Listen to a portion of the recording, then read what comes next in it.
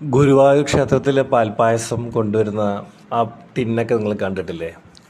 അതുൾപ്പെടുന്ന നിവേദ്യ പ്രസാദങ്ങൾ വിതരണം ചെയ്തു വരുന്ന പ്ലാസ്റ്റിക് ബോട്ടിലുകൾ ഒഴിവാക്കുന്നതിന് നടപടിയായിട്ടുണ്ട് കേട്ടോ. പാൽപ്പായസം പുതിയ പേപ്പർ കമ്പോസിറ്റ് ക്യാനുകളിലാണ് നൽകുന്നത്. നല്ല ഭംഗിയുള്ള, കണ്ടാൽ തന്നെ ഒരു ദൈവിക ലുക്ക് തോന്നുന്നൊരു കോമ്പോസിറ്റ് ക്യാനുകളിലാണ് ഇപ്പോൾ പാൽപ്പായസം നൽകുന്നത്.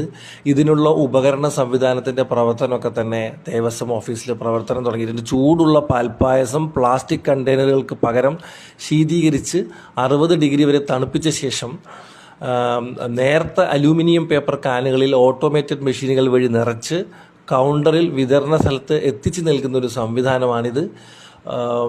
എന്തായാലും അന്ന് ഇത് തുടങ്ങിയ ദിവസം ഡോക്ടർ വി കെ വിജയൻ ഭദ്രദീപം തെളിയിച്ചുകൊണ്ടാണ് ഇത് തുടങ്ങിയത്.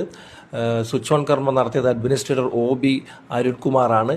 എന്തായാലും ഈ കണ്ടെയ്നറിൽ ഇപ്പോൾ പായസം വിതരണം ചെയ്ത് തുടങ്ങിയിട്ടുണ്ട്. അത് കൊണ്ടുവന്ന് കഴിക്കുന്ന പലർക്കും വളരെ സന്തോഷം തോന്നുന്ന തരത്തിലാണ് ഈ കണ്ടെയ്നറുടെ ഡിസൈൻ. നമ്മൾ ഒരെണ്ണം വാങ്ങിയിരുന്നു, വളരെ നന്നായിരുന്നു.